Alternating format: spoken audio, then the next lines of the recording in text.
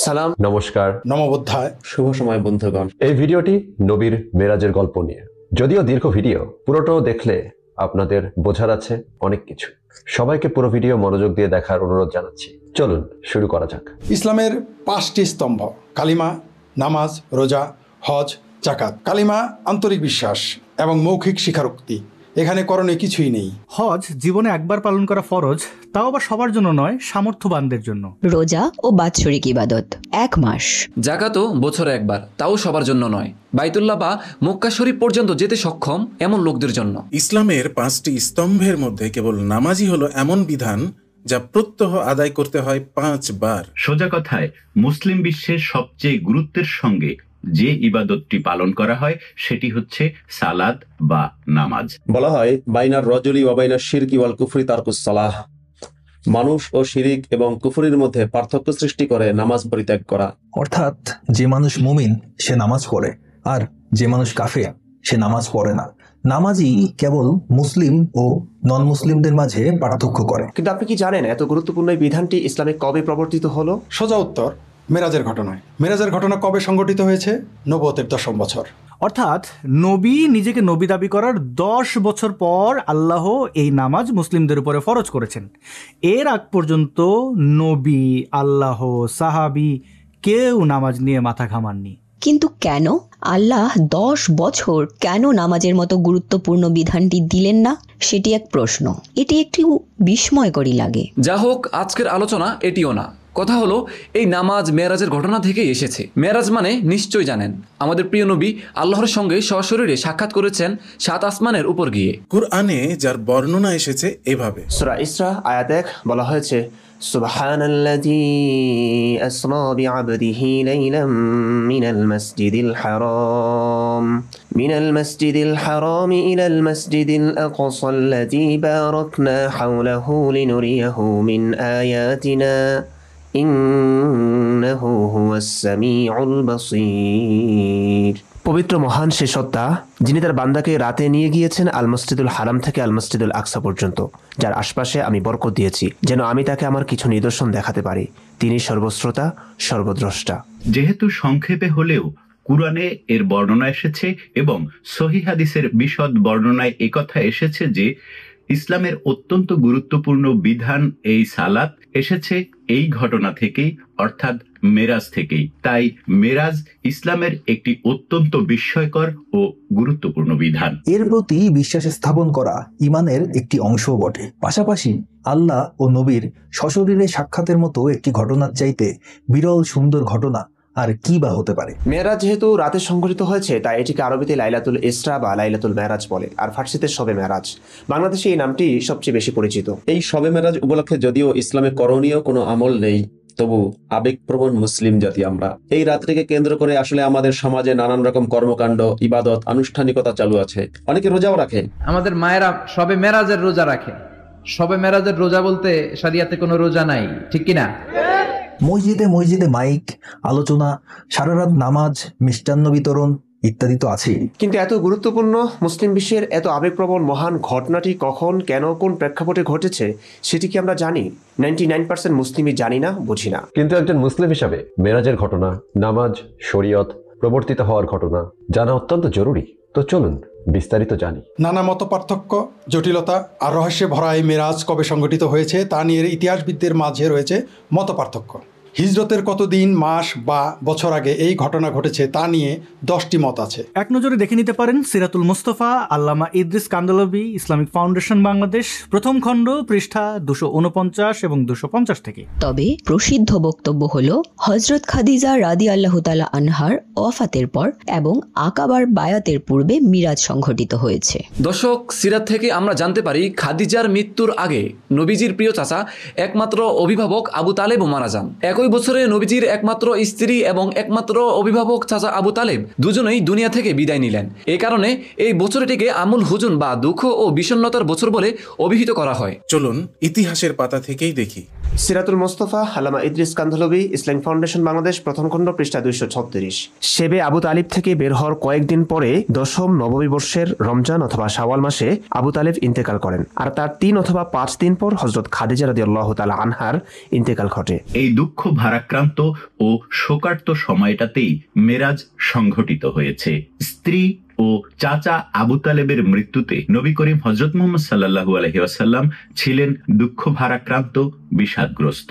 এমন দুঃখ শোকের সময় মানুষ সাধারণত প্রিয়জনের সান্নিধ্য চায়। আমাদের আলেমরাও মানুষদেরকে এইভাবে বোঝান। খাদিজা নাই, আবু তালেব নাই, তায়েফে যে মার খেয়ে আসলেন, অন্তরটা একেবারে ভাঙা, আর মন বসে না, কিচ্ছু ভাল লাগে না। বিশ্বনবীর মনের ভেতরে হাহাকার।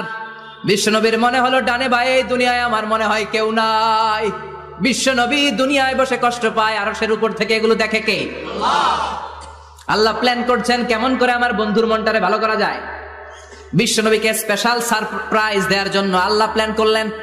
জিব্রাইল ডেকে বললেন, ও জিব্রাইল, আমার পেয়ারা নবীকে স্পেশাল সারপ্রাইজ দিব, কিন্তু এই সারপ্রাইজের গিফটটা তোমার হাত দিয়ে আমি দিতে চাই না, তুমি দিয়ে আসলে হবে না। আমার পেয়ারা নবীকে দুনিয়া থেকে টান দিয়ে আমার আরশের উপরে নিয়ে আসো। সাহিবুল মিরাজ। দর্শক, এটা ঠিক, বিশ্বনবী কষ্ট পেয়ে প্রিয়জনের সান্নিধ্য চাইছিলেন, কিন্তু এই প্রিয়জন আসলে কে? আল্লাহ নাকি অন্য কেউ? চলুন জানি ইসলামের অথেন্টিক সোর্স থেকে। সংক্ষেপে বললে, একবার নবী কাবার আঙিনায় তার সাথী সঙ্গীদের সঙ্গে ছিলেন। সাথী সঙ্গীদের মাঝে আবু বকরও ছিলেন। বিদ্যুতের আলোহীন অন্ধকার যুগ, সেই অন্ধকারে হঠাৎ নবী তার সাথীদের মাঝ থেকে হারিয়ে যান। কোথায় গেলেন কেউ জানে না। আবু বকর তার সম্ভাব্য সকল জায়গায় খুঁজেও ছিলেন, নবীকে সারা রাত কোথাও পাওয়া গেল না। সকালে নবী ফিরে আসলেন সাথীদের মাঝে। চলুন বুখারী শরীফ বাংলা তর্জমা ও বিস্তারিত ব্যাখ্যা সিরাতুন নবী সংকলন, মাওলানা শামসুল হক ফরিদপুরি, পঞ্চম খণ্ড, হামিদিয়া লাইব্রেরি, পৃষ্ঠা 363 থেকে সরাসরি নবীর মুখ থেকে এই ঘটনা শুনি। তারপর আমি মক্কায় আমার সঙ্গী সাথীগণের নিকট ফিরে আসিয়াছি ভোর হওয়ার পূর্বে। তখন আবু বকর রাদিয়াল্লাহু তাআলা আনহু আমার নিকট আসিয়া জিজ্ঞাসা করিল, আপনি রাত্রে কোথায় ছিলেন? আমি তো আপনাকে সম্ভাব্য সমস্ত জায়গায় তালাশ করিয়াছি। তখন হযরত সাল্লাল্লাহু আলাইহি ওয়াসাল্লাম বাইতুল মুকাদ্দাস যাওয়ার উল্লেখ করিলেন। আবু বকর আশ্চর্যান্বিত হইয়া বলিলেন, ইয়া রাসূলুল্লাহ, বাইতুল মুকাদ্দাস তো মক্কা হইতে 1 মাসের পথে অবস্থিত। দর্শক, একটি অলৌকিক ঘটনাই বটে। এক রাতে কখনোই একজন মানুষের পক্ষে মসজিদুল হারাম থেকে বাইতুল মুকাদ্দাস, যা 1 মাসের পথ, সেই পর্যন্ত যাওয়া সম্ভব না। আমরা যদি আর কোনো বর্ণনা না পেতাম, সাংঘর্ষিক আর কিছু না পেতাম, তাহলে এই অলৌকিক কথাটি বিশ্বাস করে নিতাম। কিন্তু সমস্যা দেখা দিল আরেক জায়গায়। নবী এই রাত যে অন্য কোথাও কাটিয়েছেন তা আমরা জানতে পারি আরো অনেক বর্ণনার মাধ্যমে। উদাহরণস্বরূপ তাফসির ইবনে কাসির, ইসলামিক ফাউন্ডেশন বাংলাদেশ, 6ষ্ঠ খণ্ড, পৃষ্ঠা 251 থেকে একটি বর্ণনার কথা বলতে পারি। উম্মে হানি বিনতে আবু তালেব রাদিয়াল্লাহু তাআলা আনহা হইতে বর্ণিত, তিনি রাসূলুল্লাহ সাল্লাল্লাহু আলাইহি ওয়াসাল্লামের মেরাজ সম্পর্কে বলেন, যেই রাত্রে রাসূলুল্লাহ সাল্লাল্লাহু আলাইহি ওয়াসাল্লামের মেরাজ সংঘটিত হয়, সেই রাত্রে তিনি আমার ঘরে নিদ্রিত ছিলেন। এশার সালাত শেষে তিনি পুনরায় নিদ্রা যান, আমরাও নিদ্রা যাই। ভোর হইবার পূর্বে আমরা রাসূলুল্লাহ সাল্লাল্লাহু আলাইহি ওয়াসাল্লামকে জাগ্রত করিলাম। যখন তিনি সালাত পড়িলেন এবং আমরাও তাহার সহিত সালাত পড়িলাম, তখন তিনি বলিলেন, হে উম্মে হানি, আমি তোমাদের সহিত এশার সালাত পড়িয়াছিলাম এবং এখন ফজরের সালাতও তোমাদের সহিত পড়িলাম। এই সময়ের মধ্যেই আল্লাহ তাআলা আমাকে বাইতুল মুকাদ্দাস পর্যন্ত পৌঁছাইয়াছেন এবং পুনরায় তোমাদের নিকট পৌঁছাইয়া দিয়াছেন, যেমন তুমি দেখিতেছ। একই রকম বর্ণনা আছে সিরাতুন নবী সাল্লাল্লাহু আলাইহি সাল্লাম, ইবনে হিশাম, ইসলামিক ফাউন্ডেশন বাংলাদেশ, 2য় খণ্ড, পৃষ্ঠা 76-এ। মোহাম্মদ ইবনে ইসহাক বলেন, ইসরা সম্পর্কে উম্মু হানি বিনতে আবু তালেব রাদিয়াল্লাহু তাআলা আনহার বর্ণনা নিম্নরূপ। তিনি বলতেন, আমার এই ঘর থেকেই রাসূলুল্লাহ সাল্লাল্লাহু আলাইহি ওয়াসাল্লামের এই সফর শুরু হয়েছিল। তিনি সে রাতে আমার ঘরে শায়িত ছিলেন। একই কথা আছে আরেক সিরাতেও। সিরাতে রাসূলুল্লাহ সাল্লাল্লাহু আলাইহি ওয়াসাল্লাম, অনুবাদ শহীদ আখন্দ, প্রথমা প্রকাশনী, পৃষ্ঠা 218। রাসূল কারীমের মেরাজ সম্পর্কে উম্মে হানি বিনতে আবু তালেব ওরফে হিন্দের কাছ থেকে কিছু বর্ণনা আমি পেয়েছি।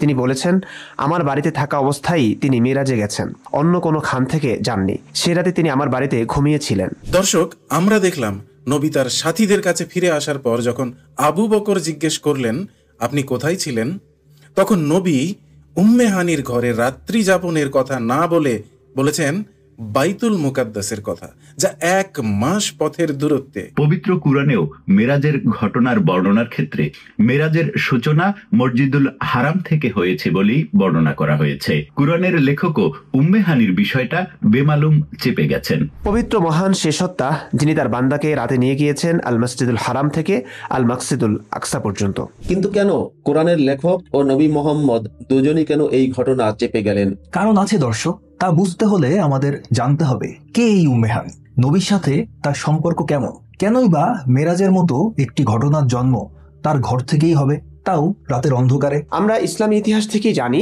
নবীর চাচা আবু তালেবের মেয়ে হলেন এই উম্মে হানি।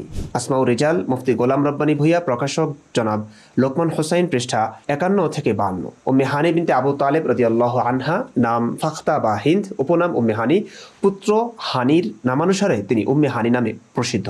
পিতার নাম আবু তালেব, মাতার নাম ফাতেমা বিনতে আসাদ। তিনি হলেন রাসূল সাল্লাল্লাহু আলাইহি ওয়াসাল্লামের চাচাতো বোন এবং হযরত আলী ও জাফর রাদিয়াল্লাহু আনহুমার সহোদরা বোন। ইসলামের চাচাতো বোন হলেন নন মাহরাম, মানে এমন মেয়ে যাকে বিয়ে করা যায়। বিয়ের আগে যার সাথে দেখা দেওয়া, কথা বলা সম্পূর্ণ নাজায়েজ। উম্মে হানি ছিলেন রাসূলের নন মাহরাম মহিলা। নবী নিজেই বলেছেন, মিশকাতুল মাসাবিহ 3101 নং হাদিস, কোনো বিবাহিতা নারীর নিকটে স্বামী অথবা মাহারাম ছাড়া, মাহারাম মানেই বিবাহ নিষিদ্ধ যাদের সাথে, কেউ যেন রাত্রি যাপন না করে। প্রশ্ন আসে, উম্মে হানির সাথে নবী কেন রাত্রি যাপন করতে গেলেন?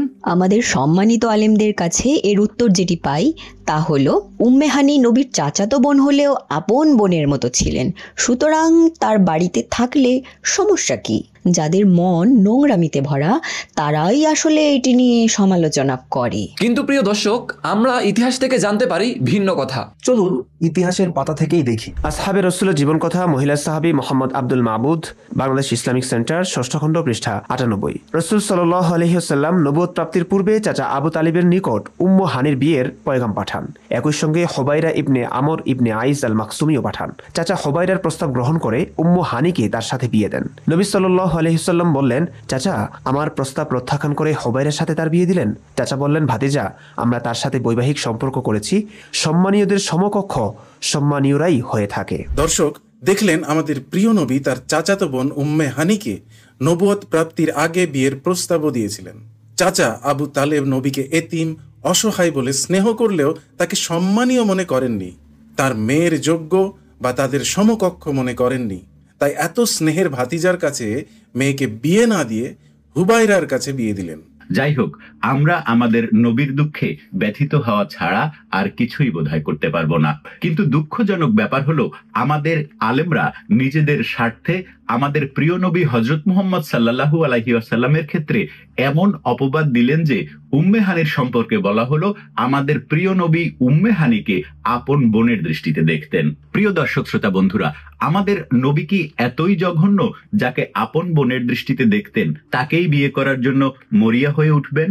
আসলে আমাদের প্রিয় নবী উম্মে হানিকে ভালোবেসেছিলেন, ভালোবেসে বিয়ে করতে চেয়েছিলেন, কিন্তু চাচা আবু তালেব তার প্রস্তাবকে প্রত্যাখ্যান করে দিলেন তাকে সম্মানীয় মনে না করার কারণে। তবে ইতিহাস থেকে জানা যায়, বিয়ে করতে ব্যর্থ হলেও নবী এবং উম্মে হানির ভালোবাসার এই সম্পর্ক একটি গোপন মিষ্টি প্রেম হয়েছিল। সমস্যা দেখা দিয়েছে, নবী তো নিজেই প্রেম হারাম করে দিয়েছেন, নন মাহরাম নারীর সাথে রাত্রিযাপন নিষিদ্ধ করে গেছেন।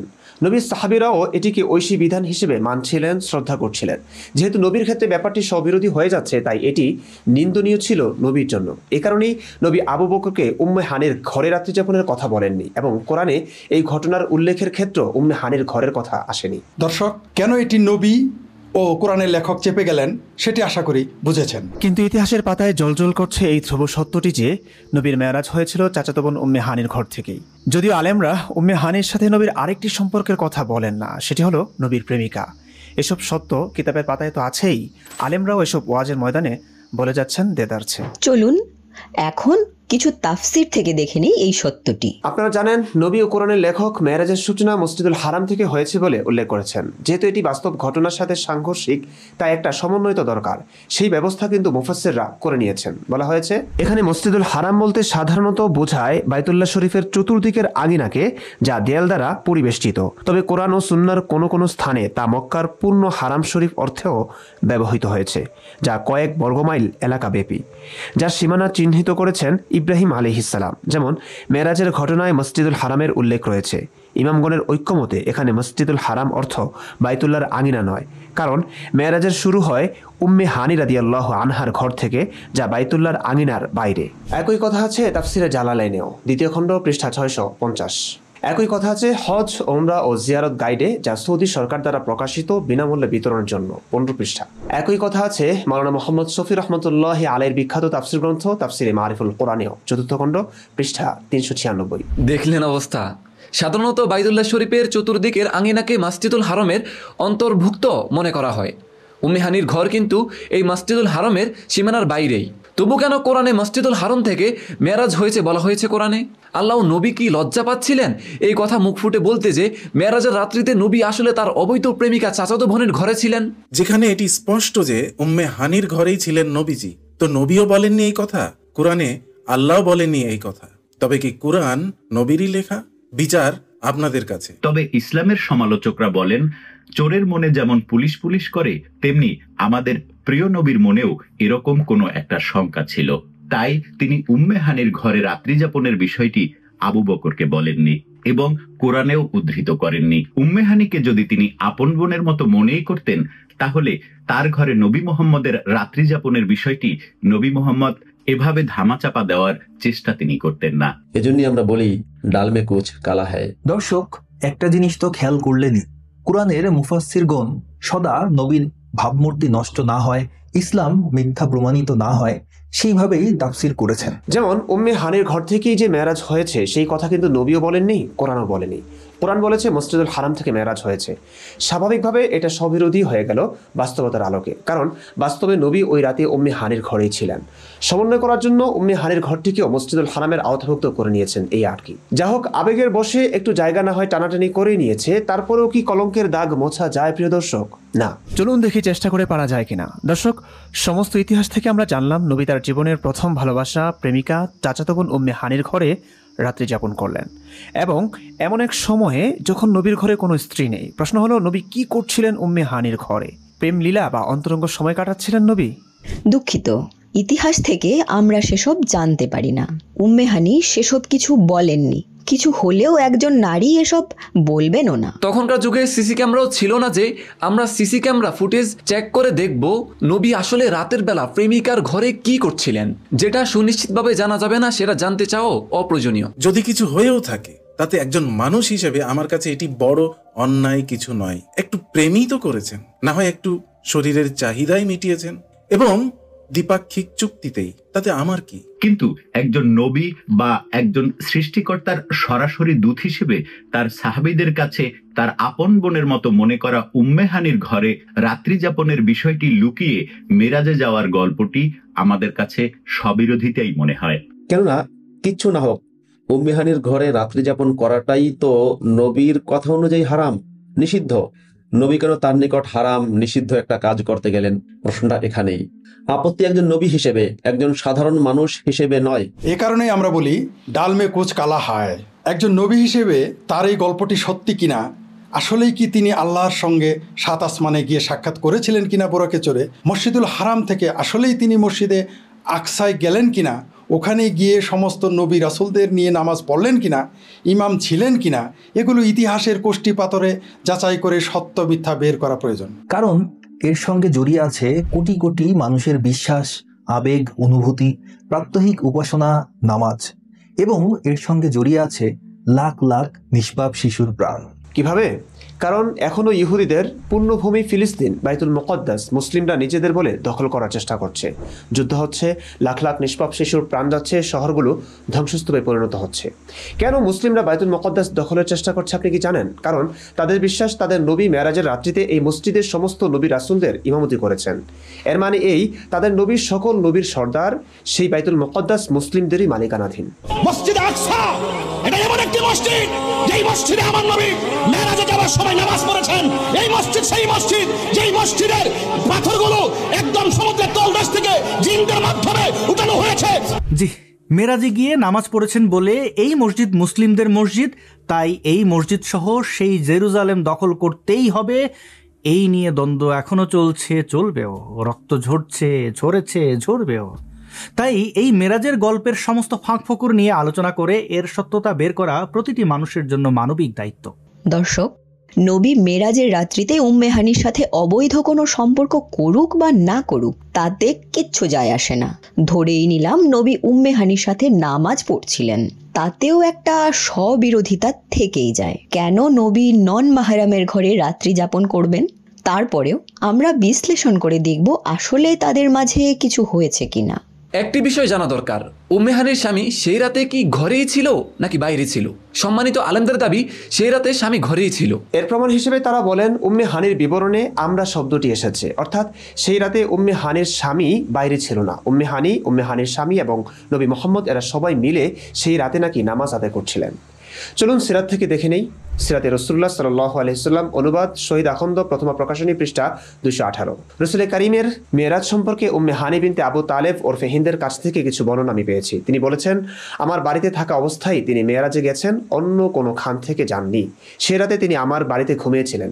সে রাতে তিনি এশার নামাজ পড়ে ঘুমাতে গেলেন, আমরাও ঘুমিয়ে পড়লাম। ভোরের একটু আগে রাসূল কারীম সাল্লাল্লাহু আলাইহি ওয়াসাল্লাম আমাদের জাগিয়ে দিলেন, আমরা ফজরের নামাজ পড়লাম। মূল আরবি কিতাবে আরবি বাক্যটি হলো অসল্লাইনা মাআহু, আমরাও তার সাথে নামাজ পড়লাম। আলেমদের বক্তব্য হলো এখানে উম্মে হানি ওয়াসাল্লাইনা সিগাহ ব্যবহার করেছেন, যা জামঈ মুতাকাল্লিম বা বহুবচন বক্তার জন্য ব্যবহৃত হয়। মানে আমরা নামাজ পড়েছি। আমরা বলতে উম্মে হানি ও তার স্বামীকে বোঝানো হয়েছে। এভাবে আলেমরা প্রমাণ দেন উম্মে হানির সাথে তার স্বামীও ছিলেন ওই রাতে। দর্শক, এটা যে খুবই বাচ্চা সুলভ একটা দাবি, এটি হয়তো যে কোনো মাদ্রাসা পড়ুয়া প্রাথমিক লেভেলের ছাত্ররা বুঝবেন, কারণ আরবিতে অনেক কারণেই এক বচনের জন্য বহু বচনের শব্দ ব্যবহার হয়। এর উদাহরণ কোরআনে আছে খুব পরিচিত সূরাতেই। সূরা কাউসার, আল্লাহ বলছেন, নিশ্চয় আমি তোমাকে আল কাউসার দান করেছি। এখানে আরবিতে আল্লাহ নিজের ক্ষেত্রে ইন্না ব্যবহার করেছেন, যা বহু বচন।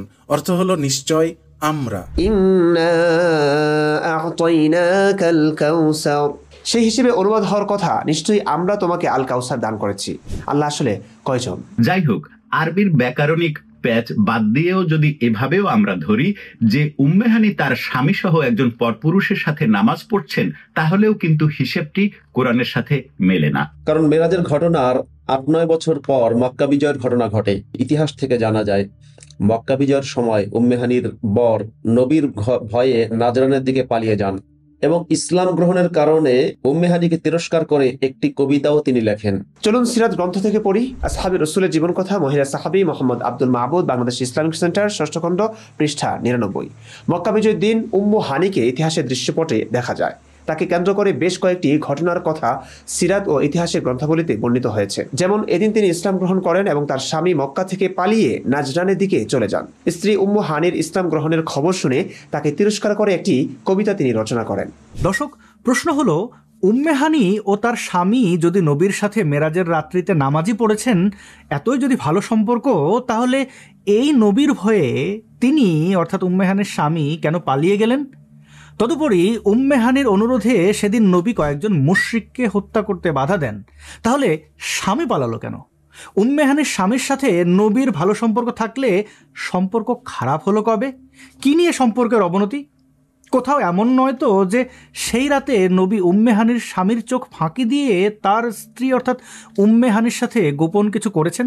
নাকি আসলেই স্বামী ছিলেনই না সেই রাতে? উম্মে হানি একা নবীর সাথে নামাজ পড়ার কথাই বলেছেন, কিংবা সমালোচনা এড়াতে তিনি আসলে ওই রাতে একাই নবীর সাথে ছিলেন, এটি না বলে তার স্বামী সহ ছিলেন বলেই বর্ণনা করেছেন? জানি না। এইসব কেবল অনুমান নির্ভর ধারণা, যা সৃষ্টি হয়েছে বর্ণনার গড়মিলের কারণে। কোনোভাবে এটি মেনে নেওয়ার পরেও কি সমাধান হয়ে যায়? না প্রিয় দর্শক, সমস্যা আরও আছে। কারণ অনেক বর্ণনা এবং সিরাত থেকে জানা যায় উম্মে হানি ইসলাম গ্রহণ করেছিলেন মক্কা বিজয়ের পরে। উদাহরণস্বরূপ সিরাতুল মুস্তাফা সাল্লাল্লাহু আলাইহি সাল্লাম, আল্লামা ইদ্রিস কান্ধলভি, ইসলাম ফাউন্ডেশন, 3য় খণ্ড, পৃষ্ঠা 43 থেকে দেখে নিতে পারেন। মক্কা বিজয় হয় 8ম হিজরিতে, অর্থাৎ মেরাজের ঘটনার 8-9 বছর পর। সোজা কথায় মেরাজের 8-9 বছর পর মক্কা বিজয়ের পরে উম্মে হানি সবে ইসলাম গ্রহণ করেন। সেই রাতে উম্মে হানি মুসলিমই ছিলেন না, তার স্বামীও মুসলিম ছিলেন না। প্রশ্ন হলো, দুজন অমুসলিম তখন কিসের নামাজ পড়ছিলেন নবীর সাথে? এত কিছুর পরও আমরা বলতে পারি না দাল মে কুছ কালা হায়? দর্শকবৃন্দ, তাহলে একটি সহজ সরল প্রশ্ন কিন্তু আপনাদের মাথায় জাগবে।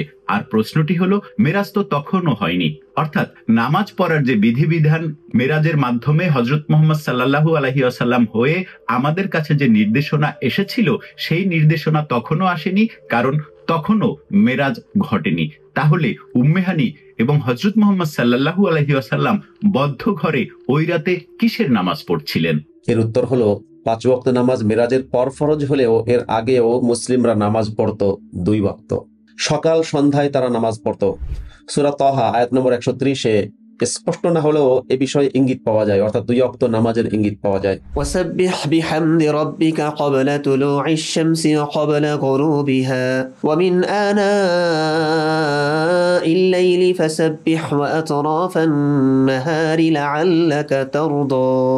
এবং তাসবিহ পাঠ করো তোমার রবের প্রশংসা বর্ণনার মাধ্যমে সূর্যোদয়ের পূর্বে, সূর্যাস্তের পূর্বে, এবং তাসবিহ পাঠ করো রাতের কিছু অংশে ও দিনের প্রান্তসমূহে, যাতে তুমি সন্তুষ্ট হতে পারো। যদি এখানে সালাত শব্দের উল্লেখ নেই, তবে তাসবিহ পাঠ বলতে সালাতের কথাই বোঝানো হয়েছে বলেন তাফসীরকাররা। দর্শক, তাজ্জুবের ব্যাপার হলো কোরআনে মেরাজের মতো এমন বিস্ময়কর একটি ঘটনার বিস্তারিত তো দূরের কথা, সংক্ষেপেও আসেনি 1-2টি আয়াত ছাড়া। তাও সেখানে বিবরণে লাজুকতা দেখা গেছে কোরআনের লেখকের। উম্মে হানির ঘরের কথা না বলে মসজিদুল হারাম বলা হয়েছে কোরআনে। তাও মসজিদে আকসা পর্যন্ত ভ্রমণের কথা আছে সেখানে। বোরাকে চড়ে 7 আসমানে গিয়ে আল্লাহর সঙ্গে সাক্ষাৎ, জান্নাত জাহান্নাম পরিদর্শন, এক এক আসমানে এক এক নবীর সাথে সাক্ষাৎ ইত্যাদির বর্ণনা কোথাও নেই। এসব না থাকতেই পারে, কিন্তু মেরাজের মাধ্যমে মুসলিম বিশ্ব যে মহাধন পেল 5 ওয়াক্ত নামাজ, সেই 5 ওয়াক্ত নামাজের কথাও কিন্তু কোরআনে নেই। এ নিয়ে বিস্তারিত ভিডিও হতে পারে, তবে এখানে আমি কেবল আলেমদের এ নিয়ে এখনো পর্যন্ত যে কাদার ছোড়াছুড়ি চলছে সেটি দেখাতে চাই তাদের মুখেই। একদল বের হইছে এখন দেখি 2 ওয়াক্ত নামাজ পড়ে। তাদের বক্তব্য হচ্ছে যে 5 ওয়াক্ত নামাজ নাকি কোরআনে নাই, আর ওরা খালি কোরআন মানে হাদিস নাকি মানে না। কত যে ফেরকা এখন বের হইছে আল্লাহ ভালো জানে। 5 ওয়াক্ত নামাজ কোরআনে নাই বলে, সুবহানাল্লাহ। তো 2 ওয়াক্ত নামাজ পড়ে। 5 ওয়াক্ত সালাতের কথা 5 ওয়াক্ত উল্লেখ করে পবিত্র কোরআনে কোথাও নাই। শুধু কোরআন কিচ্ছু না, যেমন নামাজের কথা বলছে কোরআন, কিন্তু 5 ওয়াক্তের ব্যাখ্যা কোরআনের মধ্যে নেই। নামাজ পড়ার কথা আল্লাহ কোরআনে বলে নাই। কোরআন শরীফের কোন জায়গায় নামাজ নাই। দর্শক, কেন আলেমদের 1 ভাগ বলবে 5 ওয়াক্ত নামাজের কথা কোরআনে নেই, কেন 1 ভাগ বলবে নামাজ 2 ওয়াক্ত? এত অস্পষ্টতা কেন থাকবে? আসলেই 5 ওয়াক্ত নামাজের কথা কোরআনে স্পষ্টভাবে নেই। যদিও এই কথাটি আলেমরা স্বীকার করতে চান না, তারা বলেন 5 ওয়াক্ত নামাজের কথা কোরআনেই আছে। এই দাবি করে তারা যে কয়টা আয়াত দেখান, আমরা সেগুলো আপনাদের কাছে তুলে ধরছি। দেখুন আয়াতগুলোতে কি আছে। সূরা হুদ আয়াত 114 বলা হয়েছে, ওয়া আকিমিস সালাতা তারফাইন নাহারি ওয়া যুলাফাম মিনাল লাইল। আর তুমি সালাত কায়েম করো দিবসের 2 প্রান্তে এবং রাতের প্রথম অংশে। দর্শক, অনেক আলেম এই আয়াতের মাধ্যমে বলে থাকেন এখানে 5 ওয়াক্ত নামাজের কথা বর্ণিত আছে। কিভাবে? সেই সাহাবীদের যুগ থেকে এসব আয়াতের অস্পষ্টতা নিয়ে নানা ধরনের মন্তব্য রয়েছে। অনেক আলেম বলেন যে এই আয়াতে নাকি 5 ওয়াক্ত নামাজের কথা বলা হয়েছে, কিন্তু কিভাবে? চলুন একটু তাফসীর দেখি। সালাত কায়েম করার নির্দেশ দানের পর সংক্ষিপ্তভাবে নামাজের ওয়াক্ত বর্ণনা করেছেন যে দিনের 2 প্রান্তে, অর্থাৎ শুরুতে ও শেষ ভাগে এবং রাতেরও কিছু অংশে নামাজ কায়েম করবেন। দিনের 2 প্রান্তের সালাতের মধ্যে প্রথম ভাগের সালাত সম্পর্কে সবাই একমত যে সেটি ফজরের নামাজ, তাবারি, বাঘবি, কুরতুবি, ইবনে কাসির। কিন্তু শেষ প্রান্তের নামাজ সম্পর্কে ইবনে আব্বাস বলেন তা মাগরিবের নামাজ, তাবারি, কুরতুবি, ইবনে কাসির। হাসান বসরি, কাতাদা ও দাহাক আসরের সালাতকেই দিনের শেষ নামাজ সাব্যস্ত করেছেন, কুরতুবি, ইবনে কাসির। অবশ্য এখানে একটি মত এটাও রয়েছে যে দিনের 2 প্রান্ত বলে জোহর ও আসরের সালাত বোঝানো হয়েছে, কুরতুবি। রাতের কিছু অংশের নামাজ সম্পর্কে ইবনে আব্বাস ও মুজাহিদ বলেন এটি হচ্ছে এশার নামাজ। হাসান বসরি, মুজাহিদ, মোহাম্মদ ইবনে কাব, কাতাদা, দাহাক প্রমুখ তাফসীরকারদের অভিমত হচ্ছে যে সেটি মাগরিব ও এশার নামাজ, ইবনে কাসির। অতএব এই আয়াতে 4 ওয়াক্ত নামাজের বর্ণনা পাওয়া গেল, অবশিষ্ট রইল জোহরের নামাজ। এই ব্যাপারে ইবনে কাসির বলেন এটি 5 ওয়াক্ত সালাত ফরজ হওয়ার আগের নির্দেশ, আর তখন 2 ওয়াক্ত নামাজই ফরজ ছিল, সূর্যোদয়ের আগের নামাজ এবং সূর্যাস্তের আগের নামাজ। আর রাতের বেলা রসুল ও উম্মতের উপর কিয়ামুল লাইল করা ফরজ ছিল, ইবনে কাসির। অথবা জোহরের সালাতের ব্যাপারে কোরআনের অন্যত্র যা এসেছে তা থেকে প্রমাণ নেওয়া যায়, তা হচ্ছে নামাজ কায়েম করো যখন সূর্য ঢলে পড়ে, সূরা আল ইসরা আয়াত 38। মানে কেউ ক্লিয়ার না এই আয়াতে যে 5 ওয়াক্ত নামাজের কথা আছে, স্পষ্ট তো নেই, অস্পষ্টভাবে বা ইঙ্গিতেও পর্যন্ত 5 ওয়াক্ত টানাটানি করে গণ্য করতে পারেনি। অবশেষে ইবনে কাসিরের মতটি খুবই গুরুত্বপূর্ণ যে এটি 5 ওয়াক্ত সালাত ফরজ হওয়ার আগের নির্দেশ, আর তখন 2 ওয়াক্ত নামাজই ফরজ ছিল, সূর্যোদয়ের আগের নামাজ এবং সূর্যাস্তের আগের নামাজ। তার মানে মেরাজের পরে যে 5 ওয়াক্ত নামাজের গল্প তৈরি হয়েছে সেই নামাজের উল্লেখ এই আয়াতে নেই। চলুন আরো কিছু আয়াত দেখি যার মাধ্যমেও 5 ওয়াক্ত নামাজের প্রমাণ আলেমরা দিতে চান। সূরা ইসরা আয়াত 78 বলা হয়েছে, আকিমিস সালাতা লিদুলুকিশ শামসি ইলা গাসাকিল লাইলি ওয়া কুরআনাল ফজর। সূর্য হেলে পড়ার সময় থেকে রাতের অন্ধকার পর্যন্ত সালাত কায়েম করো এবং ফজরের কোরআন। আলেমরা বলতে চান এই আয়াতে 5 ওয়াক্ত নামাজের কথা বলা হয়েছে, অর্থাৎ ফজর, জোহর, আসর, মাগরিব, ইশা, এই 5 ওয়াক্ত নামাজের কথা বলা হয়েছে। কিন্তু কোরআনে কি কোথাও এই 5 ওয়াক্ত নামাজের কথা নির্দিষ্টভাবে উল্লেখ আছে? থাকলে সেগুলো কোথায়? না, নেই। তাহলে এই 5 ওয়াক্ত নামাজের কথা কি করে কোরআনের আয়াতে থাকে? তারা বলেন এই আয়াতের সংক্ষেপে মেরাজের সময় যে 5 ওয়াক্ত সালাত ফরজ করা হয়েছিল তার সময়গুলো কিভাবে সংগঠিত ও বিন্যস্ত করা হবে তা বলা হয়েছে। নির্দেশ দেওয়া হয়েছে একটি সালাত পরিণত হবে সূর্যোদয়ের আগে, আর বাকি 4টি সালাত সূর্য ঢলে পড়ার পর থেকে নিয়ে রাতের অন্ধকার পর্যন্ত পরিণত হবে। দেখলেন অবস্থা কেমনে বের করলো? যা হোক, তবু কোনোভাবে বের তো করা গেছে, কিন্তু এটিকে 5 ওয়াক্তের ইঙ্গিত বলা যায়। নামাজ যে 5 ওয়াক্তই সেটির কথা উল্লেখ নেই এই আয়াতে, এটি দিবালোকের ন্যায় স্পষ্ট। এভাবে অনেক বিক্ষিপ্ত কোরআনের চিপায় চাপায় ছড়িয়ে ছিটিয়ে থাকা আয়াতের ভেতর লুকানো গোপন অস্পষ্ট ইঙ্গিত থেকে অনেক কসরত করে 5 ওয়াক্ত নামাজের কথাই কেবল প্রমাণ করতে হয় আলেমদের। এর পন্থা পদ্ধতি তো কোরআনে একদমই নেই। প্রশ্ন হলো, যে কোরআনে নবী তার অনেকগুলো স্ত্রীর পাশাপাশি দাসী সেক্স করতে গিয়ে ধরা খাওয়ায়, স্ত্রীদের অসন্তুষ্টি দূরীকরণ বা নিয়ন্ত্রণের জন্য আস্ত একটি সূরা নাজিল হয় যার নাম সূরা তাহরিম, এবং স্ত্রীদের তালাকের হুমকি দিয়ে আস্ত একটি সূরা নাজিল হয় সূরা তালাক। যে কোরআনে নবী তার পালক পুত্র বধূকে বিয়ে করায় তার সমালোচনা হচ্ছে বলে সেই সমালোচনা বন্ধ করতে গোটা একটা দীর্ঘ আয়াত নাজিল হয়, সেই কোরআনে মুসলিম বিশ্বের একমাত্র গুরুত্বপূর্ণ বিধানটি খুঁজে পেতে এত কসরত কেন করতে হবে? প্রিয় দর্শক, এত গোজামিল কেন দিতে হবে? নাকি কোরআনের লেখক মেরাজের ঘটনাটি উল্লেখ করতে যেমন লজ্জা পাচ্ছিলেন, তেমনি মেরাজের গল্প থেকে সৃষ্ট সেই নামাজের উল্লেখ করতেও একই রকম দনমন করছিলেন? কোথাও কি তিনি লজ্জা পাচ্ছিলেন? জানি না, তবে খটকা তো লাগেই। দর্শক, আপনার খটকা না লাগলে সমস্যা নেই, এখানে শেষ নয়, আরো বহু বিষয় আছে যা এই মেরাজের গল্পটি সত্য না পাতানো এক গল্প তা আপনার কাছে দিবালোকের ন্যায় স্পষ্ট করে দেবে। নবীর সাথে উম্মে হানির সম্পর্ক যে বোনের মতো ছিল না তা স্পষ্ট হয়েছে আশা করি। তবে এখানে একটি বিষয় সামনে আসবে, উম্মে হানির সাথে সম্পর্ক প্রেম বা কামের যেমনি হোক, তখন তো পর্দার বিধান নাজিল হয়নি, সুতরাং নবী উম্মে হানির সঙ্গে রাত্রি যাপন করতেই পারেন, এটা বলে থাকেন আমাদের সম্মানিত আলেমগণ।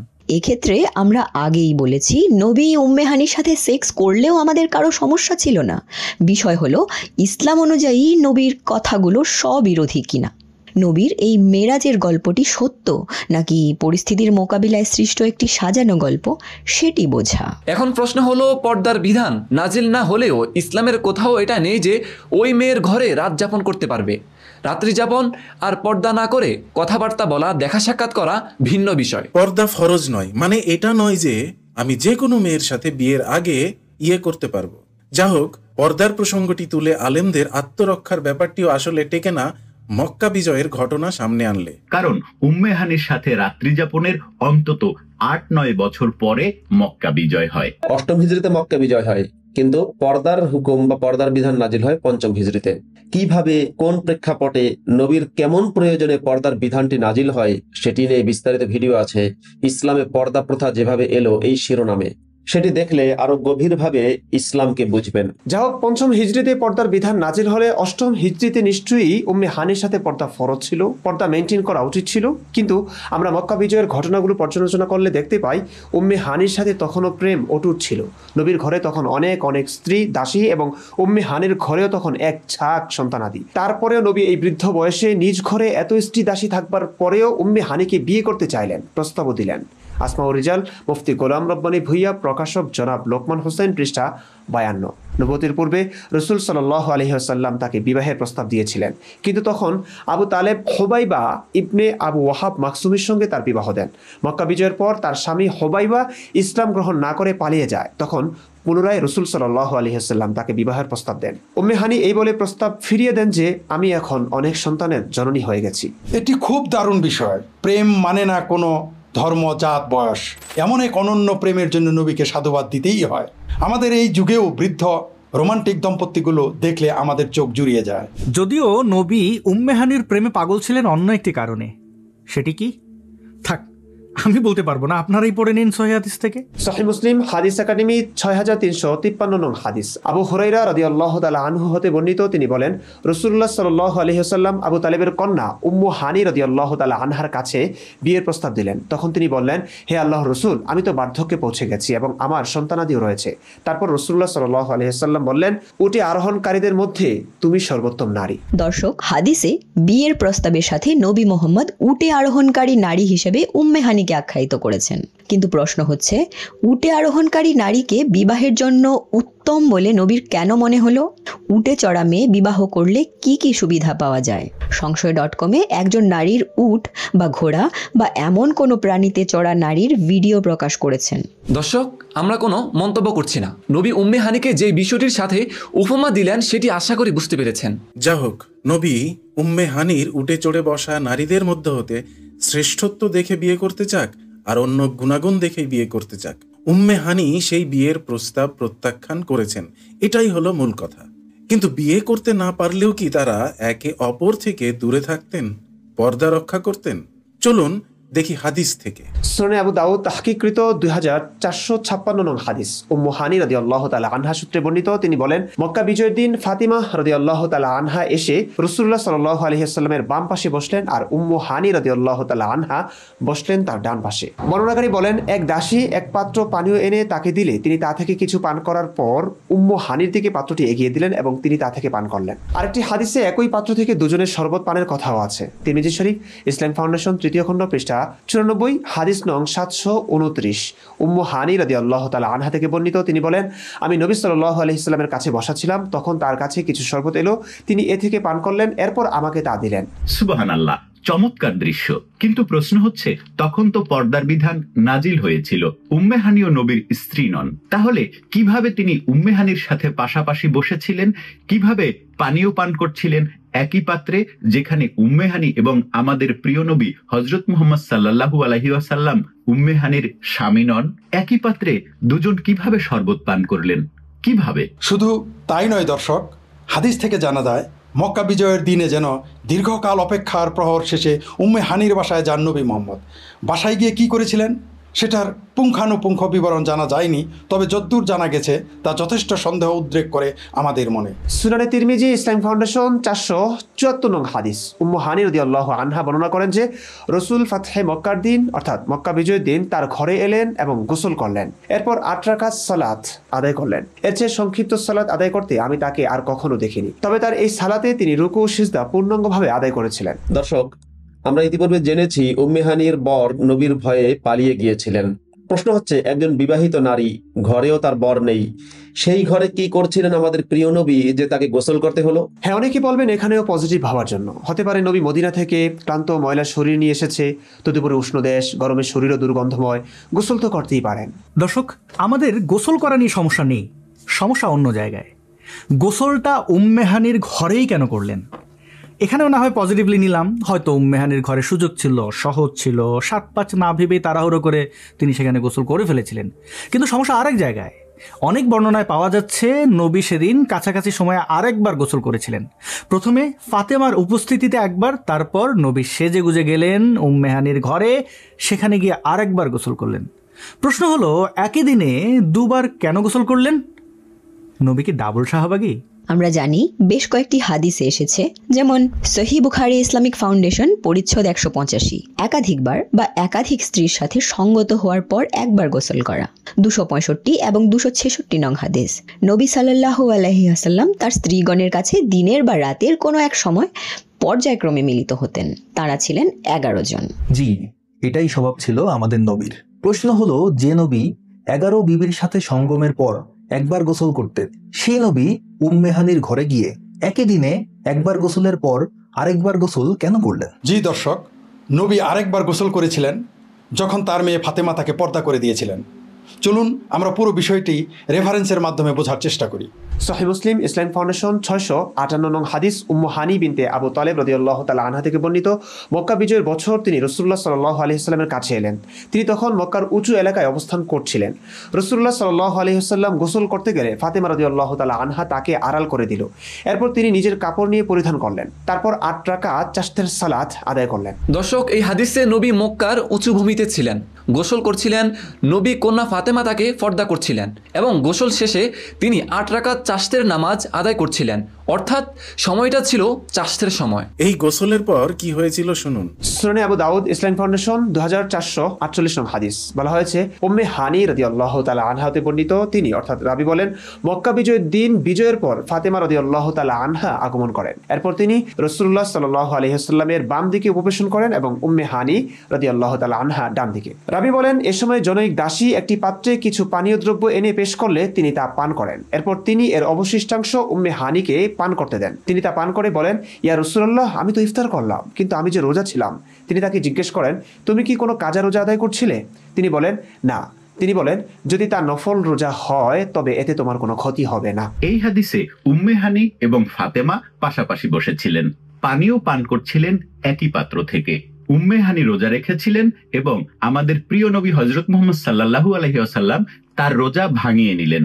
আমরা এটা খুব ভালোভাবেই জানি, রোজা থাকা অবস্থায় কোনো কিছু খাওয়া, কোনো কিছু পান করা এবং স্ত্রী সহবাস একেবারেই নিষিদ্ধ।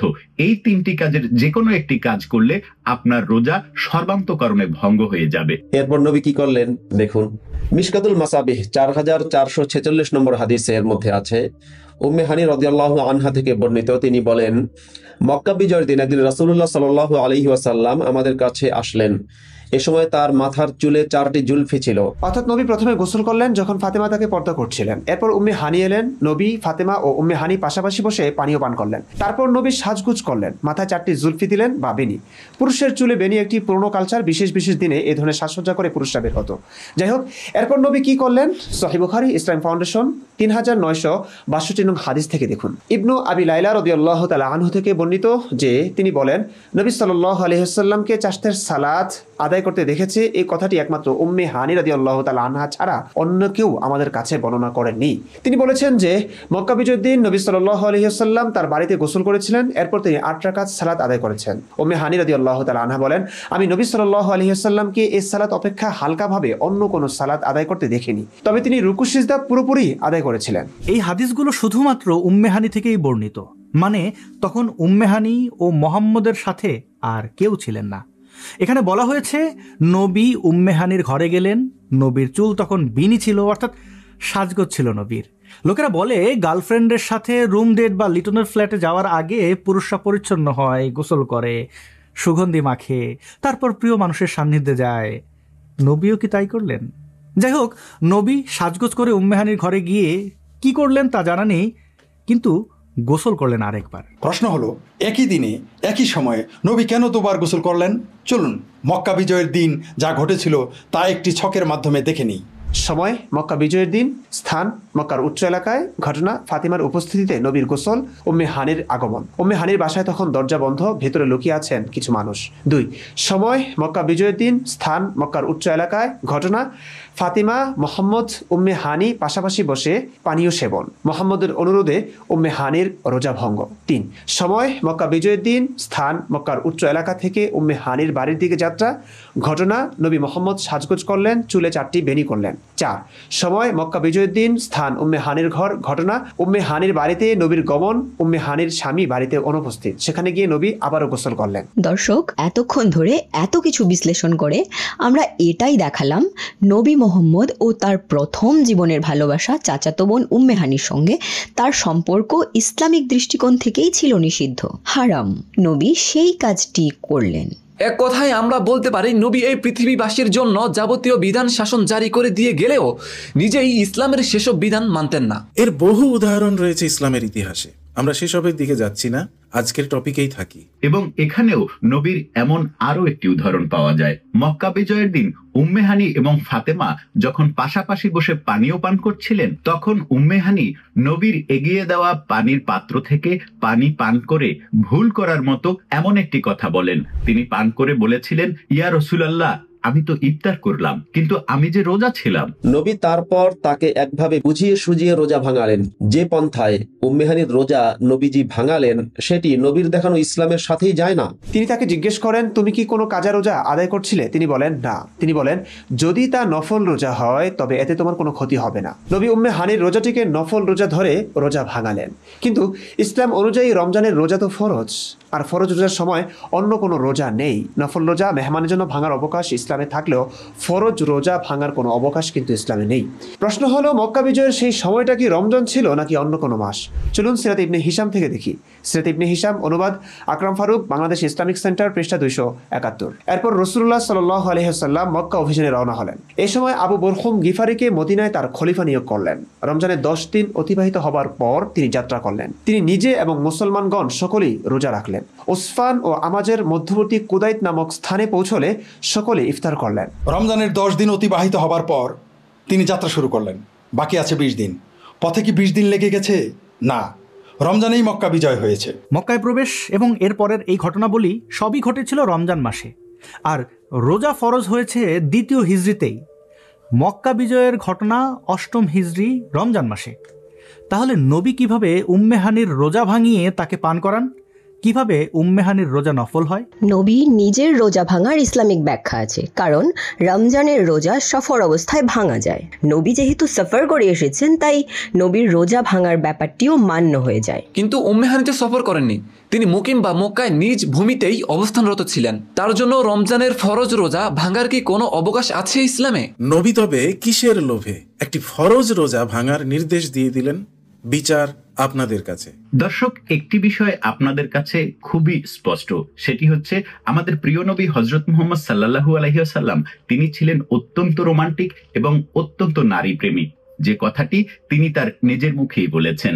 সুনানে আন-নাসাই 3939 নং হাদিস। আনাস রাদিয়াল্লাহু তাআলা আনহুর সূত্রে রাসূলুল্লাহ সাল্লাল্লাহু আলাইহি ওয়াসাল্লাম হতে বর্ণিত, তিনি বলেন, পার্থিব বস্তুর মধ্যে স্ত্রী ও সুগন্ধি আমার নিকট পছন্দনীয় করা হয়েছে। নবীর নারী পছন্দ হতেই পারে যতক্ষণ না তিনি কোনো নারীকে জোর করে ভালোবাসা বিলাতে যান, বা যতক্ষণ কোনো নারীকে তিনি ধর্ষণ না করেন, বা ধর্ষণ অর্থাৎ কোনো নারীর উপর জবরদস্তি না করেন, ততক্ষণ পর্যন্ত নবীকে আমি আদালতের কাঠগড়ায় দাঁড় করাতে পারি না। আর এটা স্পষ্ট যে উম্মে হানির সাথে তিনি কোনো জোর জবরদস্তি করেননি।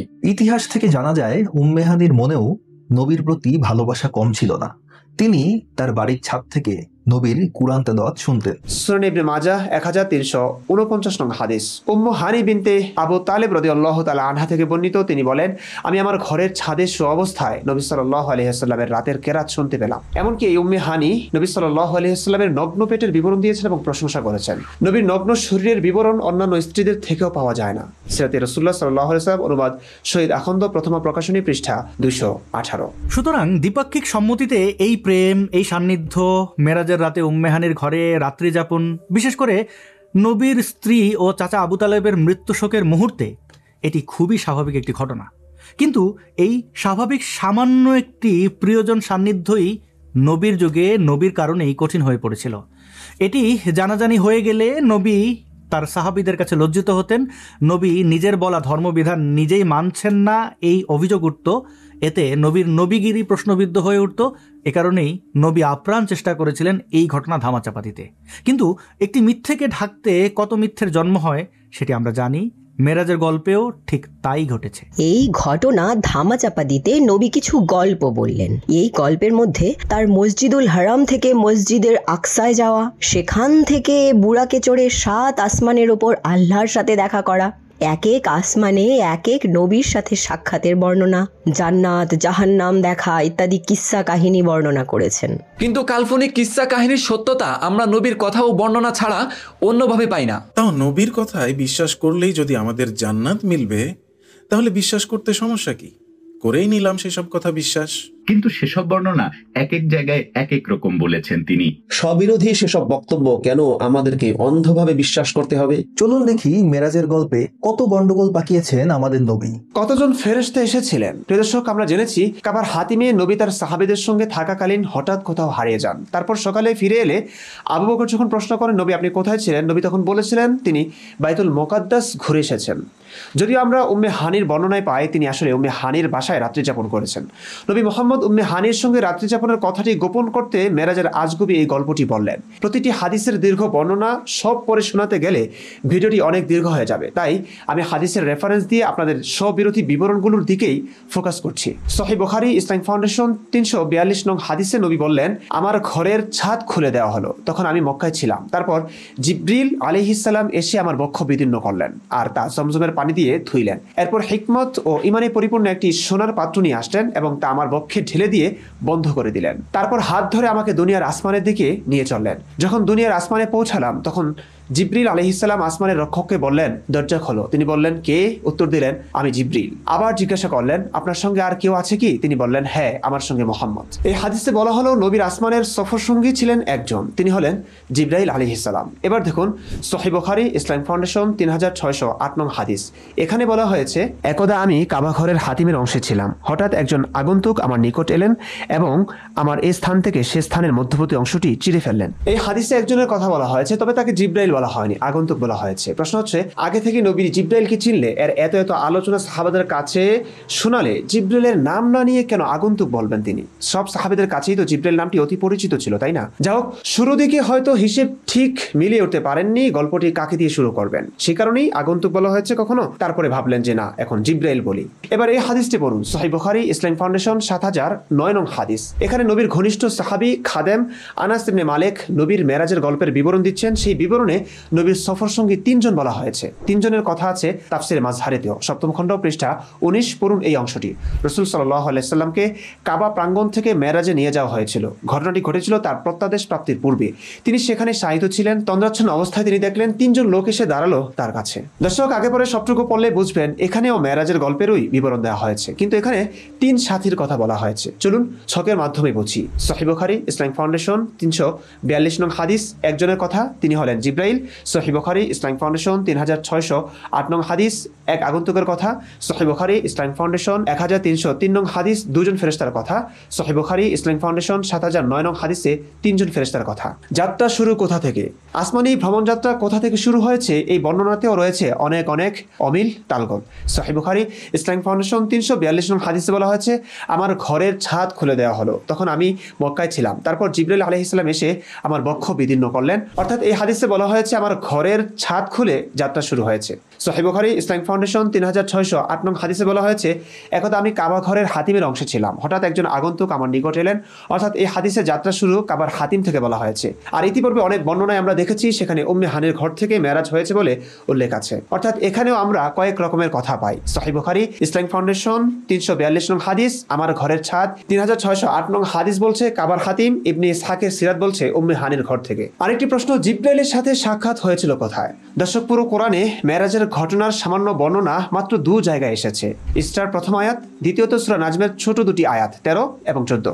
নাজমের 13 এবং 14 নম্বর আয়াতে বলা হয়েছে, ওয়ালাকাদ রাআহু নাজলাতান উখরা, আর সে তো তাকে আরেকবার দেখেছিল ইনদা সিদরাতিল মুনতাহা, সিদরাতুল মুনতাহার নিকট। বলা হচ্ছে নবী জিব্রাইলকে আরেকবার দেখেছিল সিদরাতুল মুনতাহার নিকট, যা সপ্তম আকাশে আরশের নিচে। কোরআন বলছে নবী এখানে জিব্রাইলকে আরেকবার দেখেছিলেন, এর আগে অন্য জায়গায় দেখা হয়েছে তাদের। কথা হলো, আমরা তো জানি নবীকে জিব্রাইল মক্কা এসে নিয়ে গিয়েছিল, কাবার হাতিম থেকে হোক বা উম্মে হানির ঘর থেকে হোক। তাহলে দেখা হওয়ার কথার উল্লেখ তো মক্কায় হওয়ার কথা ছিল, সিদরাতুল মুনতাহার নিকট কেন বলা হলো?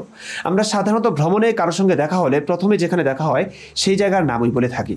নবীর সাথে আকাশপথের এই ভ্রমণে তো জিব্রাইল শুরু থেকেই ছিলেন সিদরাতুল মুনতাহা পর্যন্ত। তাহলে কিভাবে এই কথা বলা যায় যে নবী তাকে সিদরাতুল মুনতাহায় আরেকবার দেখেছেন? যেমন কমলাপুর রেল স্টেশনে আমার দেখা হলো জায়েদের সাথে, সেখান থেকে আমরা দুজন একসঙ্গে এয়ারপোর্টে গেলাম, একই ফ্লাইটে সৌদি গেলাম, হজ করলাম, হজ করে আবার একই সাথে ফিরে এলাম, কমলাপুর রেল স্টেশন পর্যন্ত এলাম। এখন জায়েদের সাথে আমার কোথায় দেখা হয়েছে বলে আমি উল্লেখ করব, কিংবা উল্লেখ করাটা ঠিক হবে? সৌদি আরবের কথা বলবো নাকি কমলাপুর রেল স্টেশনের কথা বলবো? নিশ্চয়ই কমলাপুর রেল স্টেশনেই তার সঙ্গে আমার প্রথম দেখা হয়েছিল, সেটাই উল্লেখ করব, কারণ এখানেই আমাদের দেখা হয়েছিল। তারপর বাকিটা পথ আমরা একসঙ্গে ছিলাম। কিন্তু কোরআন ও হাদিস এখানে স্ববিরোধী। হাদিসে বলা হচ্ছে জিব্রাইল মক্কায় এসে নবীকে নিয়ে আসমানে উঠলেন, অথচ কোরআন বলছে নবীর সাথে জিব্রাইলের দেখা হয়েছে সপ্তম আকাশে আরশের নিচে সিদরাতুল মুনতাহার নিকট। দর্শক, এখানে আরেকটি কথা বলা যায়, জিব্রাইলের সাথে নবীর প্রথম দেখা হয়েছিল মক্কায়, আর দ্বিতীয় দেখা হয়েছিল সিদরাতুল মুনতাহায়। কোরআন বলছে দ্বিতীয়বার দেখার কথা। না, এই কথা বলা যায় না, কারণ জিব্রাইল নবীর সঙ্গেই ছিলেন সিদরাতুল মুনতাহা পর্যন্ত। এখানে সিদরাতুল মুনতাহায় দেখেছেন বলা মানেই একটি ভুল।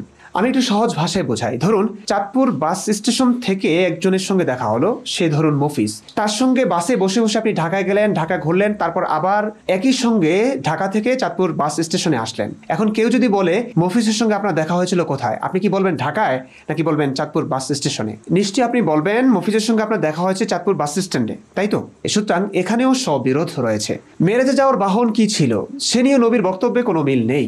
কখনো কখনো বোরাক নামক সাদা জন্তুর কথা বলা হয়েছে, হয়েছে সেটাই চড়েই প্রথম আসমানে যাওয়া, এরপর থেকে সেই বোরাকই ছিল বাহন। দেখুন সহিহ মুসলিম ইসলাম ফাউন্ডেশন 313 নং হাদিস, বলা হয়েছে এরপর আমার কাছে বোরাক নামের একটি সাদা জন্তু উপস্থিত করা হয়। এটি গাধা থেকে কিছু বড় এবং খচ্চর থেকে ছোট, যতদূর দৃষ্টি যায় এক এক পদক্ষেপে সে ততদূর চলে।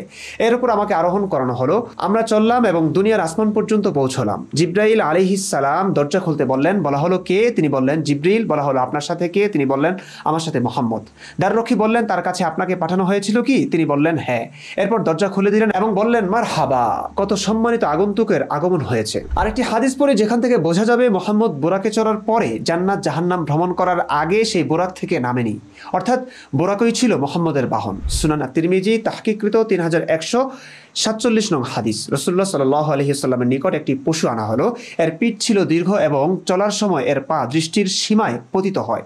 তারা দুজন মহানবী ও জিবরিল জান্নাত জাহান্নাম এবং আখিরাতের প্রতিশ্রুত বিষয়সমূহ দেখার পূর্ব পর্যন্ত বোরাকের পিঠ হতে নামেননি। তারপর তারা দুজন প্রত্যাবর্তন করেন। তারা যেভাবে গিয়েছিলেন অনুরূপ ভাবেই ফিরে আসেন, অর্থাৎ সওয়ারি অবস্থায় ফিরে আসেন। আরেকটি বর্ণনা আছে বাইতুল মাকদিস থেকে একটি সিঁড়িতে চড়ে নবী 7 আসমানে গিয়েছিলেন। সিরাতুন নবী সাল্লাল্লাহু আলাইহি ওয়াসাল্লাম ইবনে হিশাম ইসলাম ফাউন্ডেশন 2য় খণ্ড পৃষ্ঠা 77। আমি রাসূলুল্লাহ সাল্লাল্লাহু আলাইহি ওয়াসাল্লামকে বলতে শুনেছি যে বাইতুল মুকদ্দাসের কাজ শেষ হওয়ার পর আমার সামনে একটি সিঁড়ি উপস্থিত করা হলো। আমি এমন সুন্দর জিনিস আর কখনো দেখিনি। আরেক হাদিসে জিব্রাইল হাত ধরে নিয়ে যাওয়ার কথা বলা হয়েছে। সহিহ বুখারী ইসলাম ফাউন্ডেশন 342 নং হাদিস, বলা হয়েছে আমার ঘরের ছাদ খুলে দেওয়া হলো, তখন আমি মক্কায় ছিলাম। তারপর জিব্রাইল আলাইহিস সালাম এসে আমার বক্ষ বিদীর্ণ করলেন আর তা জমজমের পানি দিয়ে ধুইলেন।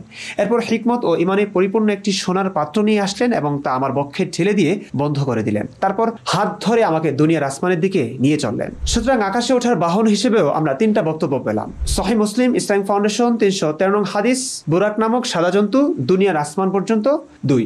সুনান তিরমিজি তাহকিকৃত 3147 নং হাদিস, জান্নাত জাহান্নাম ভ্রমণের আগ পর্যন্ত বুরাক থেকে নামেননি, সেভাবেই ফিরে এসেছেন।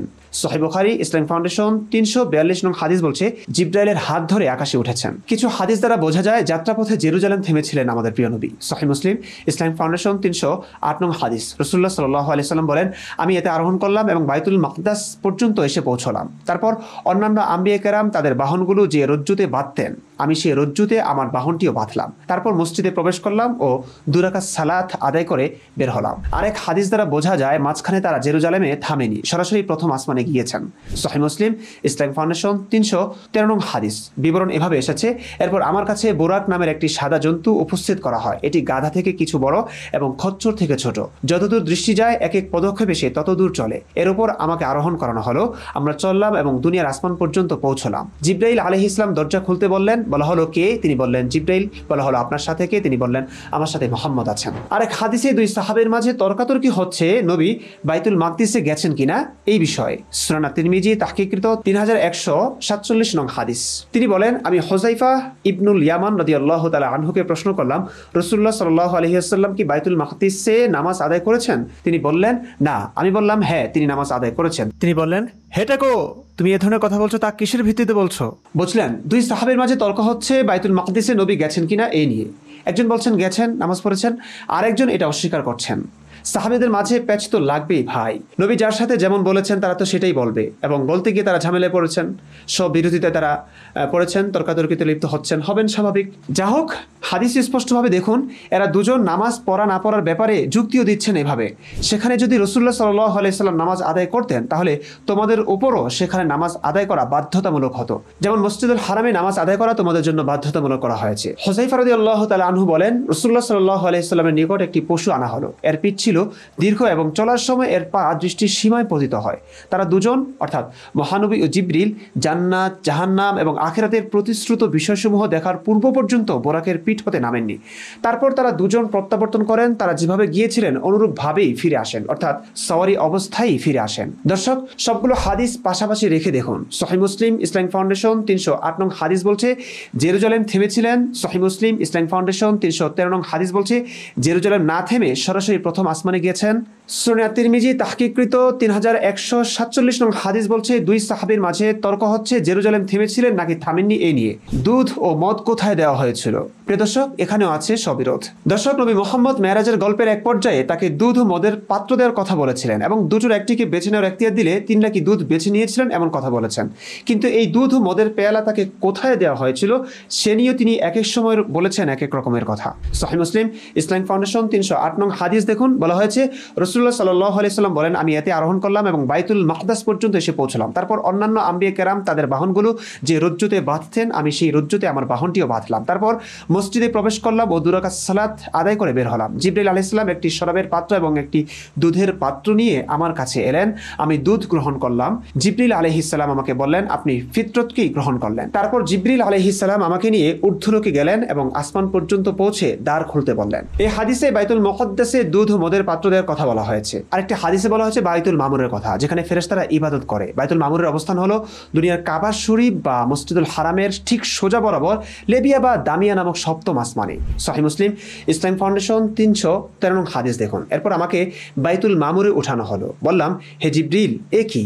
তিনি বললেন, এ হচ্ছে বাইতুল মামুর। প্রত্যহ এতে 70,000 ফেরেশতা তাওয়াফের জন্য প্রবেশ করে। তারা একবার তাওয়াফ সেরে বের হলে কখনো আর ফের তাওয়াফের সুযোগ হয় না তাদের। তারপর আমার সম্মুখে 2টি পাত্র পেশ করা হলো, একটি শরাবের, অপরটি দুধের। আমি দুধের পাত্রটি গ্রহণ করলাম। তিনি আমাকে বললেন, আপনি ঠিক। দর্শক, হাদিস দুটি পাশাপাশি রেখে পড়ুন। সহিহ মুসলিম ইসলামিক ফাউন্ডেশন 308 নং হাদিস, দুধ ও মধুর পাত্র দেওয়া হয়েছে বাইতুল মুকদ্দাসে। সহিহ মুসলিম ইসলামিক ফাউন্ডেশন 313 নং হাদিস, দুধ ও মধুর পাত্র দেওয়া হয়েছে বাইতুল মামুরে। দর্শক, নবী মুহাম্মদ মেরাজের গল্পে আসমানে উঠেছেন, আর আসমান হলো 7টি। সেই 7 আসমানের প্রতিটিতে রয়েছে আবার দরজা।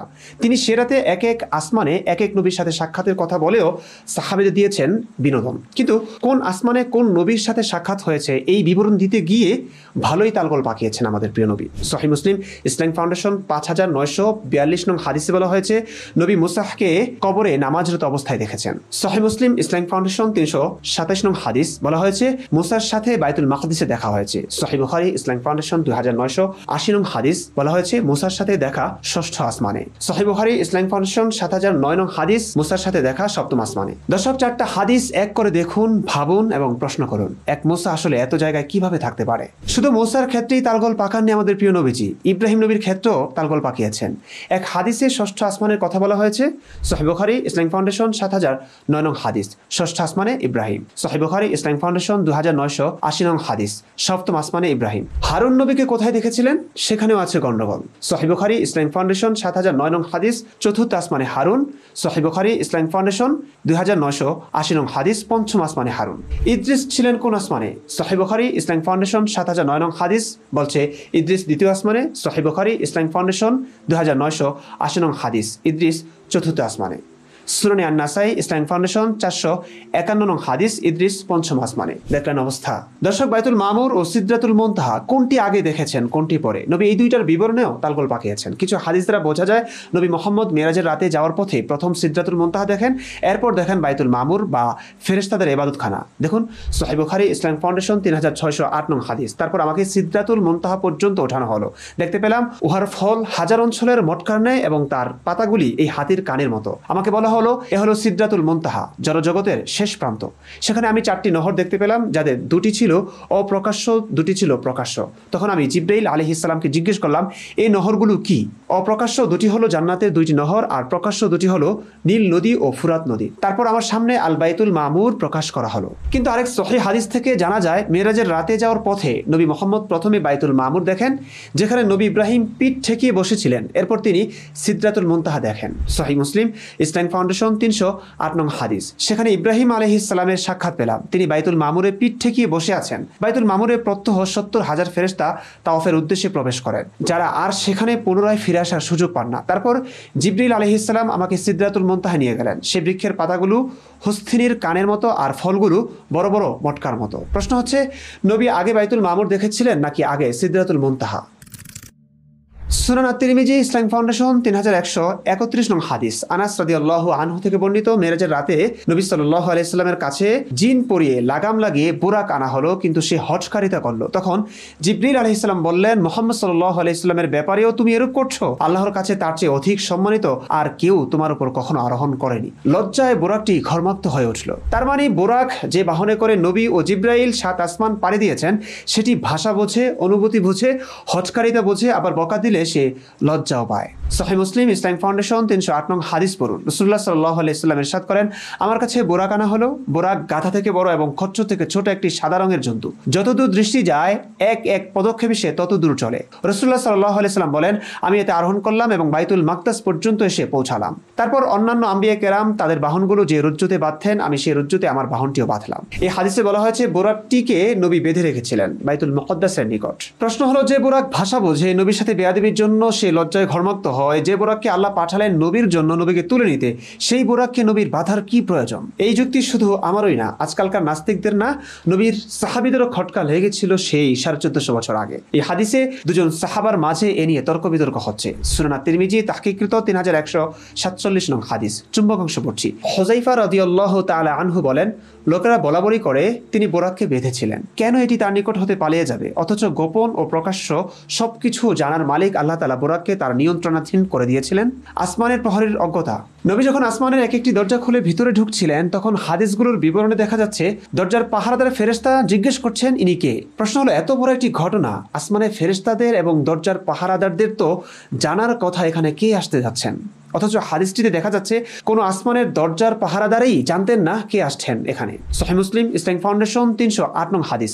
আসমান পর্যন্ত পৌঁছে দ্বার খুলতে বললেন। বলা হলো, আপনি কে? তিনি বললেন, আমি জিবরিল। বলা হলো, আপনার সাথে কে? বললেন, মুহাম্মদ। বলা হলো, আপনাকে কি তাকে আনতে পাঠানো হয়েছে? বললেন, হ্যাঁ, ডেকে পাঠানো হয়েছিল। অনন্তর আমাদের জন্য দরজা খুলে দেওয়া হলো। এভাবে সব আসমানের প্রহরীরাই নবীর ব্যাপারে জিজ্ঞেস করেছিল, ইনি কে? আল্লাহ জানিয়ে রাখেননি। নামাজ নিয়ে গাণিতিক ভুল। মেরাজ গল্পে মুসলিমদের সবচেয়ে বড় শাস্তি কিংবা প্রাপ্তি বলি না কেন, সেটি হচ্ছে নামাজ।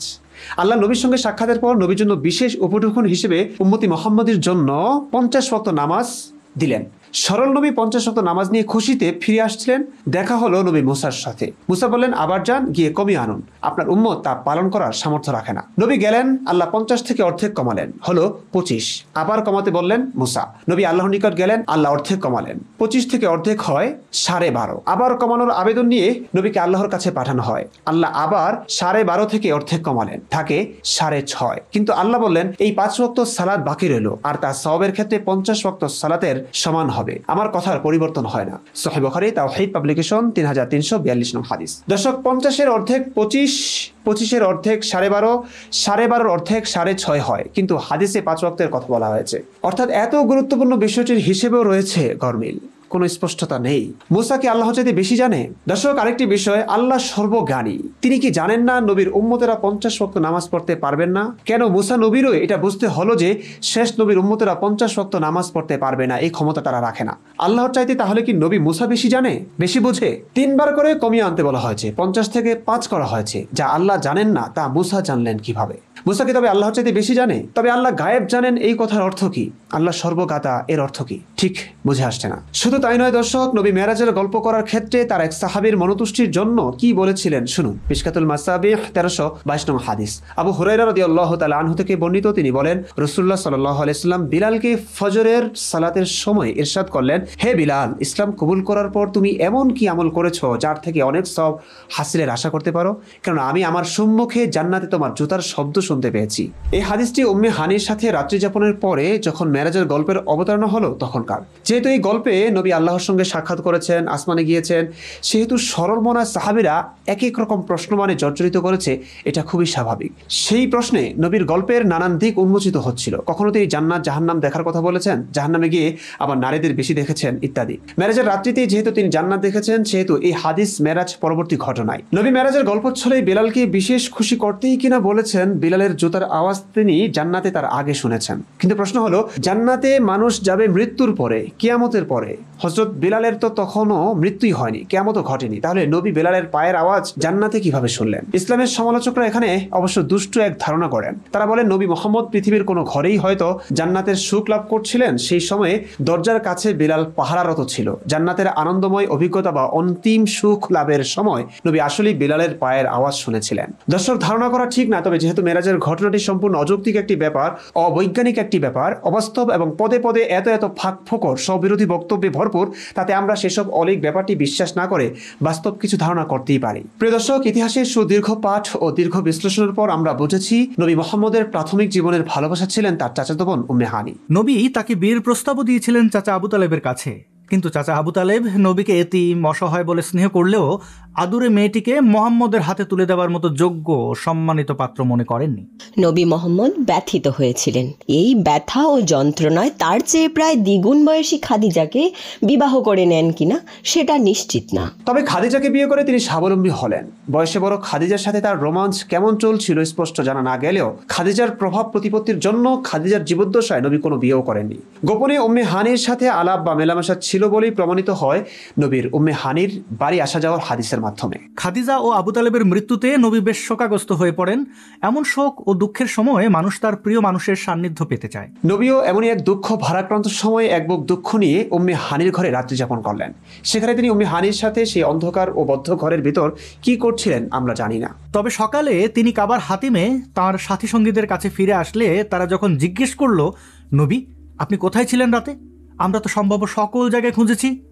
নবী তখন উম্মে হানির ঘরে রাত্রিযাপনের কলঙ্ক ঢাকতে ফাঁদলেন এক নতুন বিস্ময়কর গল্প। বললেন তিনি মসজিদুল হারাম থেকে বাইতুল মুকদ্দাস পর্যন্ত গিয়েছেন, যা 1 মাসের পর তা 1 রাতের কিছু অংশে যাওয়া কোনোভাবেই স্বাভাবিক ঘটনা নয়।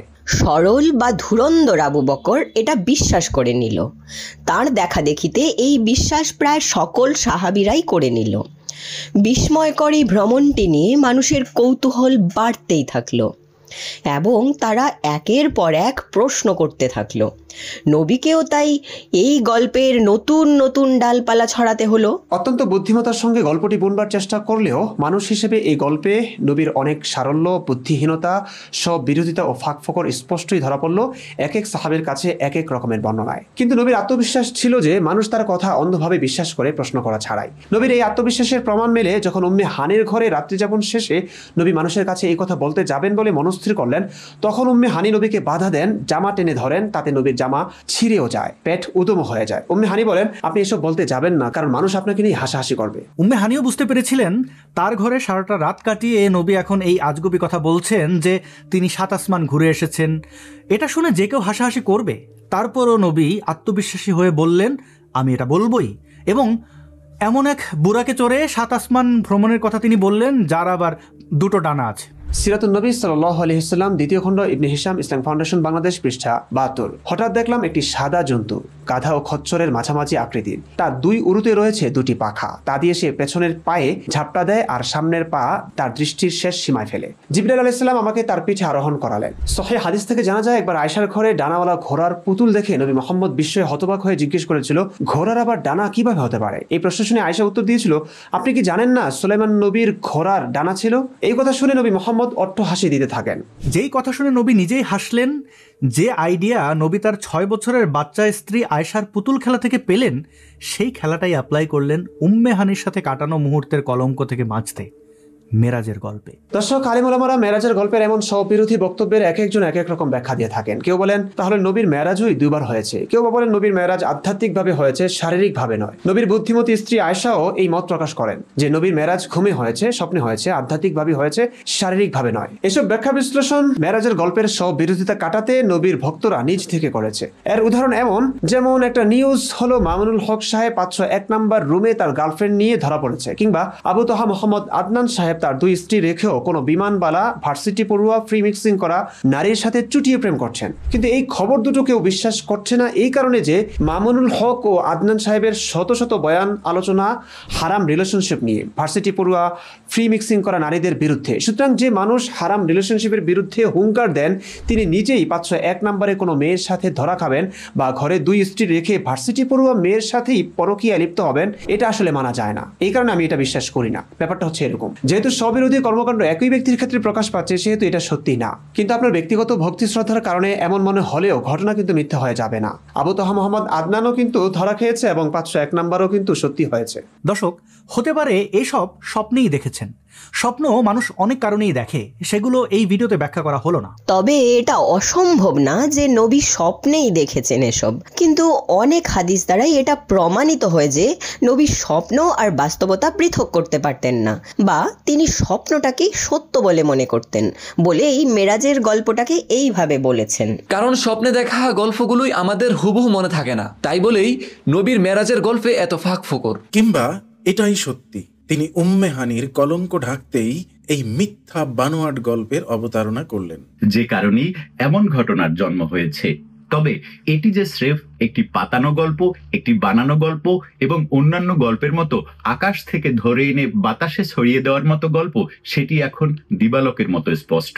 কারণ এই গল্পে যতগুলো স্ববিরোধিতা লুকিয়ে আছে তা যদি আপনি সামান্য একটু খেয়াল করেন তাহলেই এটি আপনার কাছেও দিবালোকের ন্যায় স্পষ্ট হয়ে যাবে। অবশ্যই আমি একটা কথাই বলবো, মানুষ হিসেবে যদি বলি, উম্মে হানির সাথে নবীর দ্বিপাক্ষিক চুক্তির ভিত্তিতে এক রাতের উষ্ণ ভালোবাসা বড় দূষণীয় কিছু ছিল না। কিন্তু সেই সময়ের সমাজের কাছে নবীর নবীগিরির কারণে এই স্বাভাবিক বিষয়টি বড় অস্বাভাবিক এবং কলঙ্কের বিষয় হয়ে দাঁড়িয়েছিল নবীর জীবনে। তাই নবীকেও বাধ্য হয়ে এটিকে ধামাচাপা দেওয়ার প্রয়োজন দেখা দিল। কিন্তু দুঃখজনকভাবে সেই মেরাজের গল্প আমাদের এই ক্ষুদ্র জীবনের প্রাত্যহিক একটি ইবাদত বা 5 ওয়াক্ত নামাজের বিধান চাপিয়ে দিল। আপনার যদি এত সময় থাকে নামাজ পড়তেই পারেন, ব্যায়াম হবে, সময় কাটবে, কিন্তু এই নামাজ যে একটি পরকীয়া বা গোপন প্রেম গল্পের ফসল সেটি বুঝে নামাজ পড়া উচিত। এবং একই সাথে নবী মেরাজের রাতে বাইতুল মুকদ্দাস গিয়েছেন বলাতে সেই বাইতুল মুকদ্দাস মুসলিমরা দখলের আজীবন চেষ্টা চালাবে, এটিও বড় দুঃখজনক বিষয়। অবশেষে একটি কথাই বলবো, নবী পরিস্থিতি সামলাতে না হয় একটু চালাকের আশ্রয় নিয়েছেন, এটা যে কেউ করে। কিন্তু আমরা যারা এসব না জেনে না বুঝে বিনা বাছে বিচারে মেনে নিই, নিজেরা নামাজ পড়ছি, অন্যকে নামাজে বাধ্য করছি, এখনো যুদ্ধ করছি অন্য জাতির তীর্থভূমি দখলের, এসব কি আসলেই মানা যায়? বোকা আসলে নবী নাকি আমরা? ভেবে দেখুন। ভালো থাকুন, সুস্থ থাকুন। এতক্ষণ ভিডিওটি দেখার জন্য ধন্যবাদ।